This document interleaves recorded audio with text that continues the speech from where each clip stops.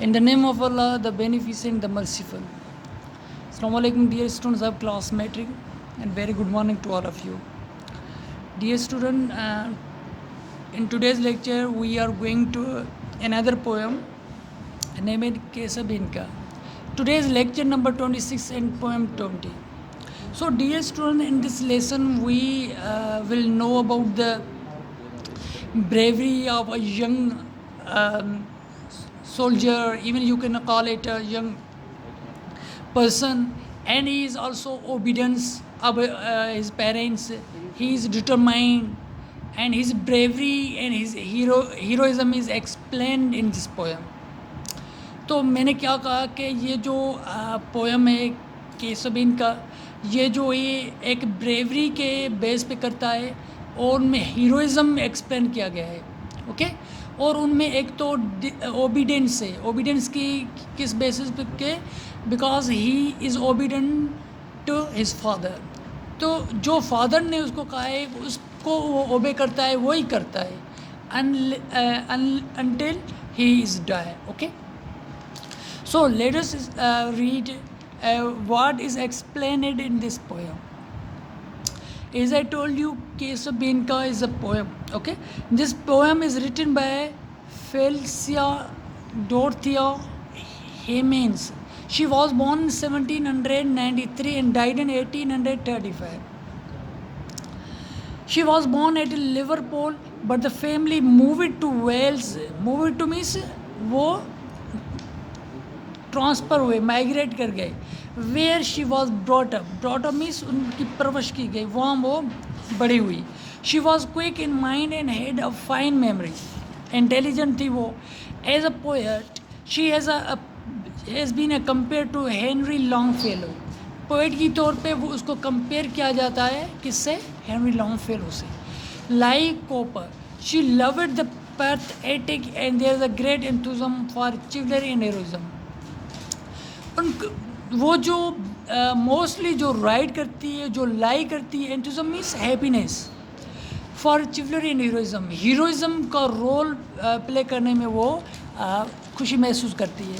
इन her work, अपने काम में। She also stress moral values, जो मोरल वैल्यूज़ हैं उनमें, जो भी उनके पोएम में इज़ बस based upon the moral values. उनमें कोई ना कोई एक हमें लेक्चर होता है, लेसन होता है जो हम वहाँ से सीखते हैं। तो इस पोएम में हमें कौन सी चीज़ें हम सीखेंगे इसमें से? एक तो ब्रेवरी, सेकंड में हीरोइज़म, एंड थर्ड में जो है ओबीडेंस, जो फर्माबरदारी होती है वो, एंड डिटर्मिनेशन, जो अज़म होता है हमारा, जो होता है लोगों का वो। So the boy stood on the burning deck मतलब जो जली हुई। Whence all but he had fled, whence जब, all but he had fled, okay. So यहाँ जो बट एक्सेप्ट के सेंस में यूज़ है, बट मीन्स एक्सेप्ट, सब मतलब वो क्या हो गए, चले गए, और यही अकेला मतलब वो उनमें था, शिप में। The flame that lit the battle's wreck, the flame आग that lit the battle's wreck. Battle में क्या? जंग है, एक जंग मतलब हो रही है। Shown round him over the dead, okay. तो सब मतलब वहाँ उससे बैटल में मारे गए हैं, तो एक यही बचा हुआ है। Yet beautiful and bright he stood, okay. वो अकेला ही है, लेकिन वो अकेला सामना करता है अपने दुश्मनों के साथ। As born to rule the storm, okay.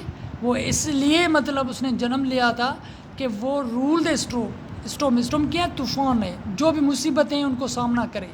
मतलब एक ब्रेवरी होती है जो अपनी ज़िंदगी में, आपकी ज़िंदगी में कोई भी तकलीफ़, हार्डशिप्स हो, कैलेमिटी हो, ओके, जो भी स्टॉर्म्स हो, तो वो आए तो आप उनको डट के मुकाबला करें। तो इनमें भी ये क्वालिटी थी।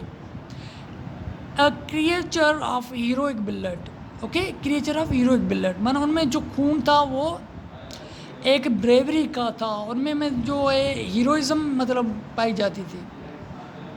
अ प्राउड, उनमें जो प्राउड था, दो child life form. The flames roll on, he would not go, okay, without his father's word.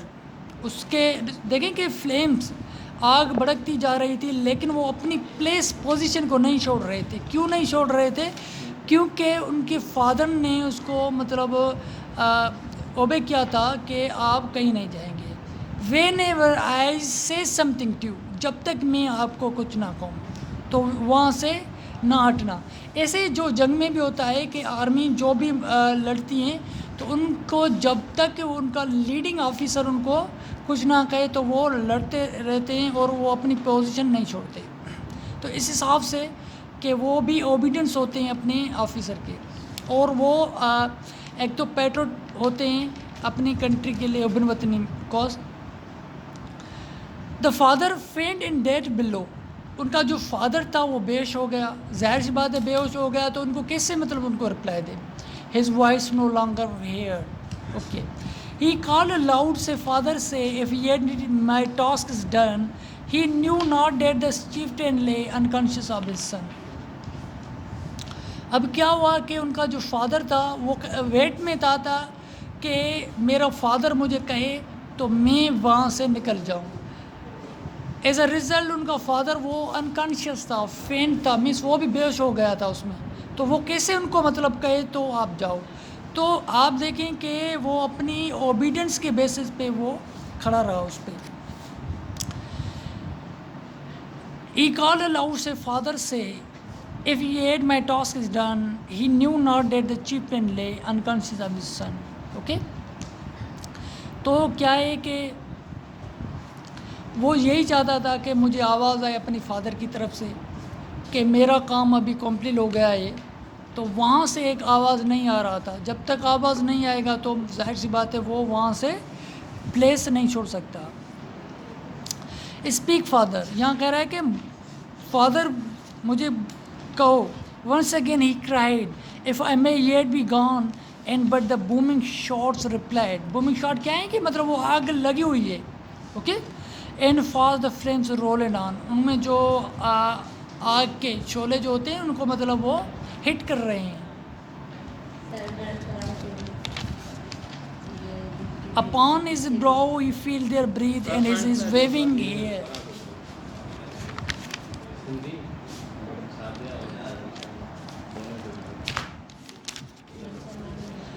And looked from that lone post of that in still yet brave despair. Okay?